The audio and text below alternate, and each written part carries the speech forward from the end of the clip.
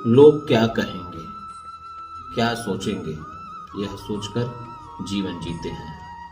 लेकिन भगवान क्या कहेंगे, क्या सोचेंगे, क्या इसका कभी विचार किया है? जरूर कीजिएगा। नमस्कार, मैं ज्योतिषाचार्य अभिषेक तिवारी आपका अपना YouTube channel astro Abhishek Tiwari में हार्दिक स्वागत एवं अभिनंदन करता हूं। मित्रों, आज हम बात करेंगे कर्क राशि के राशिफल के बारे में। मार्च महीने का राशिफल की बात करने से पहले आइए जान लेते हैं कर्क राशि के कुछ सामान्य स्वभाव के बारे में तथा ग्रह गोचर के बारे में। कर्क राशि का स्वामी ग्रह चंद्रमा होते हैं। इस राशि के जातक भावुक प्रेमी होते हैं और बेहद ही संवेदनशील होते हैं। ऐसे लोग बेहद ही आसानी से कहीं भी प्यार ढूंढ लेते हैं। इसके अलावा कर्क जातकों को प्रकृति से बेहद प्रेम होता है। ऐसे में अपना और अपनी हर समस्या का समाधान भी वो सृजन में ही खोजते हैं। उदार और जोश से भरे हुए कर्क राशि के लोग जब भी प्रेम में पड़ते हैं तो एक शानदार पार्टनर के रूप में उभरना इनके व्यक्तित्व की पहचान है। सहज होने के साथ साथ लोगों को परखने की इनकी शक्ति अतुलनीय होती है। इसके अलावा इनकी मानसिक शक्ति भी इतनी मजबूत होती है कि किसी भी मुश्किल से मुश्किल परिस्थिति में यह बेहद ही आसानी से उभरने की मात्या रखते हैं। उनके पास रचनात्मक चीज़ों जैसे पढ़ना, लिखना, नई चीज़ों को डिजाइन करने का, पेंटिंग करना के प्रति एक अलग ही झुकाव होता है। हंसमुख स्वभाव के इन लोगों को लंबी चौड़ी बातें करना बेहद पसंद होता है। हंसमुख स्वभाव के साथ साथ कर्क राशि के तहत जन्मे लोगों का दिल भावुक होता है। साथ ही जब बात काम या जीवन के किसी महत्वपूर्ण निर्णय लेने की आती है तो इस राशि के लोग इतने ही समझदार भी होते हैं, बहुत ही समझदार होते हैं। जलीय चिन्ह होने की वजह से इस राशि के लोग जीवन की मुक्त बहने वाली भावना पर विश्वास करते हैं और अपनी कल्पना की दुनिया में रहकर खुश होते हैं। अब बात कर लेते हैं ग्रह गोचर के बारे में। मित्रों, महीने में 2-4 दिन ऐसे होते हैं जो हमें परेशानी में डालते हैं, हमारे किए कराए पर पानी फेर देते हैं, हमें मानसिक उलझने देते हैं, कार्यों में विलंब देते हैं। इसके कारक होते हैं चंद्रमा। जब भी हमारी राशि से चंद्रमा चौथे, 8वें और 12वें होते हैं तो ये हमें परेशान करते हैं। मैं 2-4 कुछ डेट बता दे रहा हूँ, उस डेट को नोट कर लें और अपने कार्यों को उसी के अनुसार डिजाइन करें। कोई भी महत्वपूर्ण कार्य करने से पहले इन डेटों का ध्यान अवश्य दे लेंगे। मित्रों, आपकी राशि से 3-4 को चंद्रमा चौथे, 11-12 को 8वें और 21-22 को 12वें रहेंगे। इन दिनों में आप अपना और अपनों का विशेष ख्याल रखिएगा और कोई नया कार्य प्रारंभ करने से बचिएगा, लेकिन बचिएगा नहीं तो सावधानी से करिएगा, जिससे आपको कम परेशानी का सामना करना पड़े। अब बात करते हैं राशिफल के बारे में। मार्च महीने में कर्क राशि के जातकों के लिए मिश्रित परिणाम मिलने वाला है।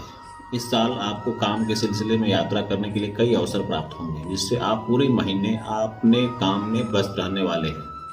यह आपके लिए अच्छी भी साबित हो सकता है, क्योंकि भविष्य में आपको इसके अच्छे नतीजे प्राप्त होंगे। इस महीने आप काम में इस कदर व्यस्त रहेंगे कि आप पारिवारिक जीवन में ज़्यादा समय नहीं व्यतीत कर सकेंगे।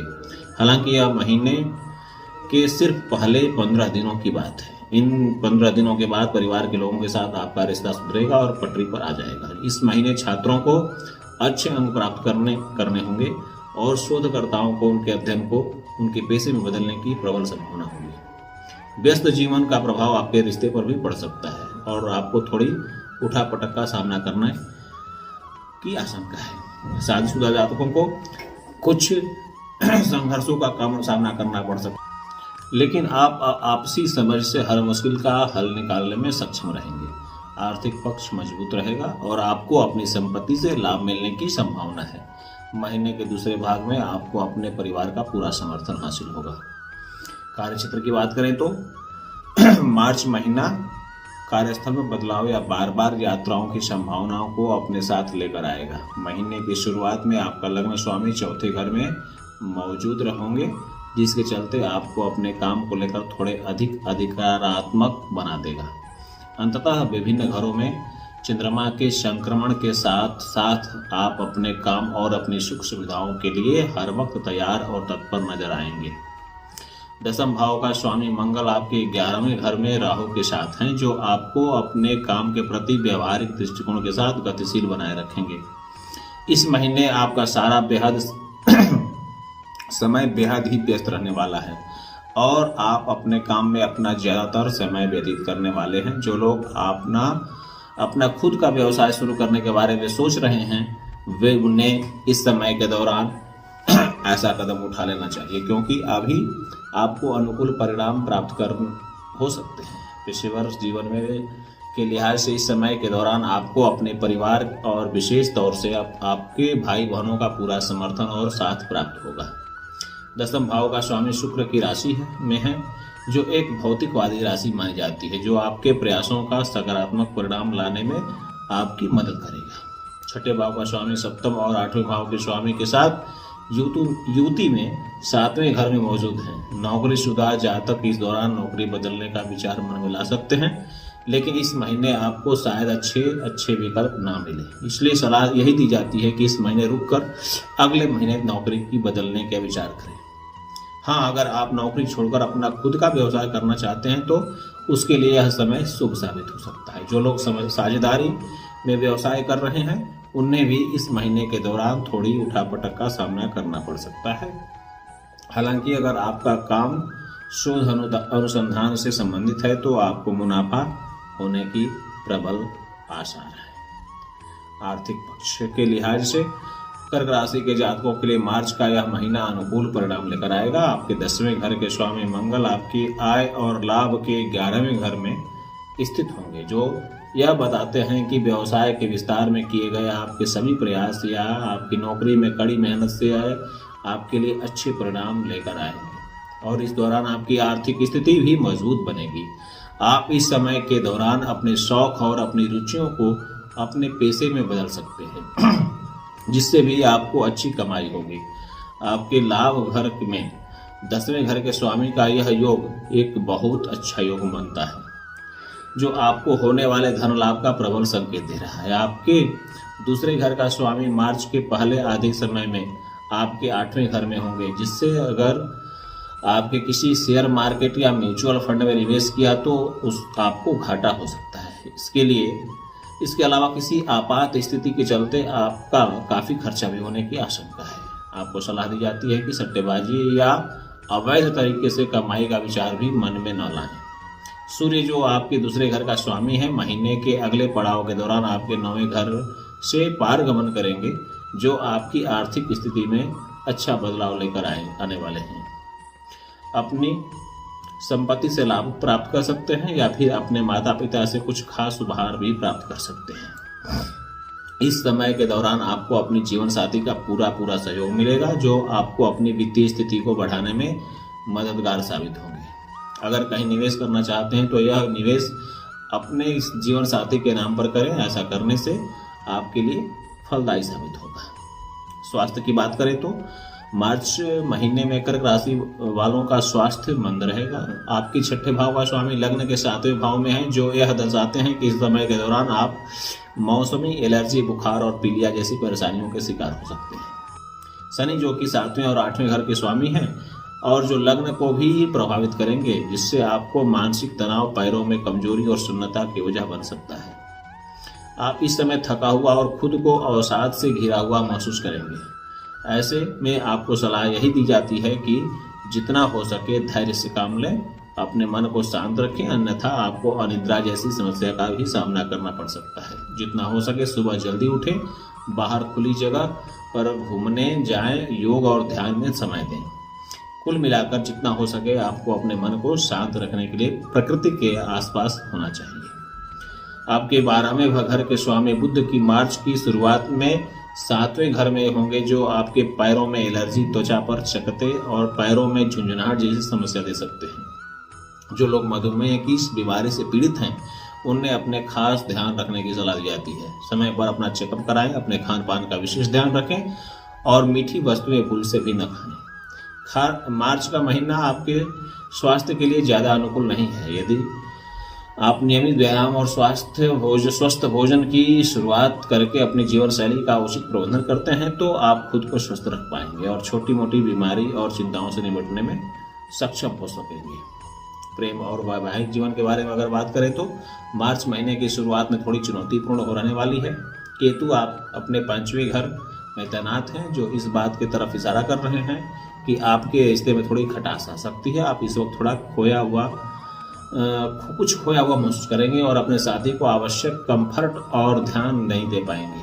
पंचम भाव का स्वामी मंगल आपने 7वें पहलू से ले प्रेम के घर को प्रभावित कर रहे हैं, जिसका तात्पर्य यह है कि आप किसी भी सूरत में अपने साथी को छोड़कर या अपना रिश्ता खत्म करके कहीं नहीं जाएंगे, क्योंकि बेशक आपके रिश्ते में थोड़ी खटास आ जाएगी, लेकिन आप अभी भी अपने साथी से प्यार करते हैं और उन्हें छोड़कर नहीं जाना चाहेंगे। इसलिए इस महीने थोड़ी जटिलताएं तो आपके जीवन में बनी ही रहने वाली हैं।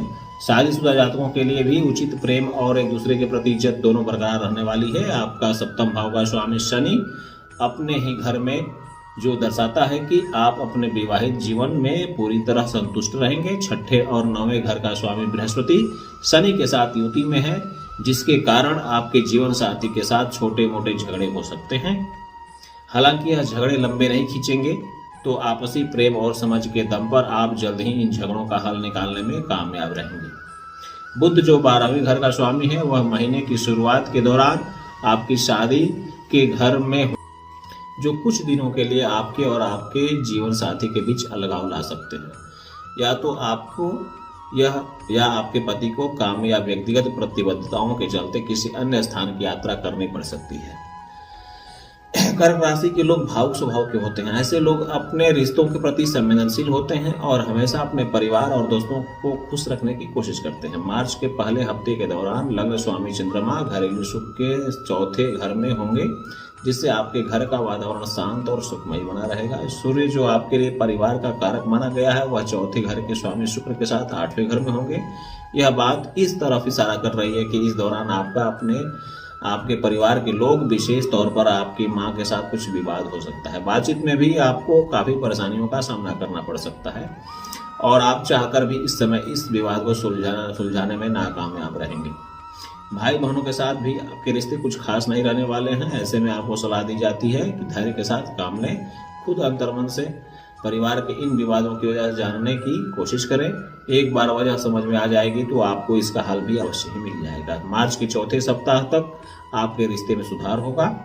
जब सूर्य आपके 9वें घर में होंगे, आपको अपने विस्तारित परिवार के साथ जश्न मनाने का कोई अवसर भी मिलेगा। आपके पिता और परिवार के बड़ों के साथ भावनात्मक बंधन में सुधार होगा और आप हंसी खुशी उनके साथ कुछ यादगार पल बिताएंगे। मित्रों, अब इस महीने को शानदार बनाने के लिए, सकारात्मक फलों में वृद्धि के लिए कुछ उपाय मैं बता दे रहा हूं, जिसको जरूर अपनाइएगा, जिससे आपका यह महीना शानदार बीतेगा। और हाँ दोस्तों, इस वीडियो को जितना हो सके शेयर, लाइक एवं सब्सक्राइब करें और इसका लाभ उठाएं और अपने दोस्तों, मित्रों, परिचितों को भी इसका लाभ उठाने का अवसर दें। मित्रों, उपाय के बारे में मैं बात कर रहा था। हनुमान चालीसा का प्रतिदिन और शनिवार को कम से कम 7 बार पाठ करें। शनि मंत्र का 108 बार जप करें। भगवान शनि के सामने सरसों के तेल का दीपक अवश्य जलाएं। शनिवार को काले कुत्तों को रोटियां खिलाएं। शनिवार को जरूरतमंदों को काले कंबल या चप्पल का दान करें। शनिवार के दिन काले चने की दाल का सेवन करें, बल्कि उसका दान करें। यानी सेवन नहीं करना है, दान करना है। काले चने की दाल या उड़द की दाल दान करें। ऐसा करने से आपके सकारात्मक फलों में वृद्धि होगी। हम मिलेंगे अगली वीडियो में, तब तक के लिए नमस्कार। जय श्री राम।